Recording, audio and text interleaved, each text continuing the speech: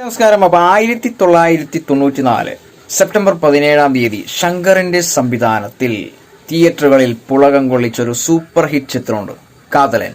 തീർച്ചയായിട്ടും പ്രേക്ഷകരുടെ മനസ്സ് കീഴടക്കിയ ഒരു വമ്പൻ ഹിറ്റ് ചിത്രമായിരുന്നു കാതലൻ. ശരിക്കും പ്രാധാന്യം അർഹിക്കുന്നത് ആ ഒരു ചിത്രം പക്കാ റൊമാൻറ്റിക് ചിത്രമായിരുന്നു. അതിനോടൊപ്പം തന്നെ AR റഹ്മാൻ എന്ന് പറയുന്ന ആ ഒരു ലെജൻഡിന്റെ മനോഹരമായ സംഗീതത്തിലൂടെയുള്ള സോങ്ങുകൾ പ്രേക്ഷക ഹൃദയങ്ങൾ കീഴടക്കിയ ഒരു ചിത്രം കൂടിയായിരുന്നു കാതലൻ.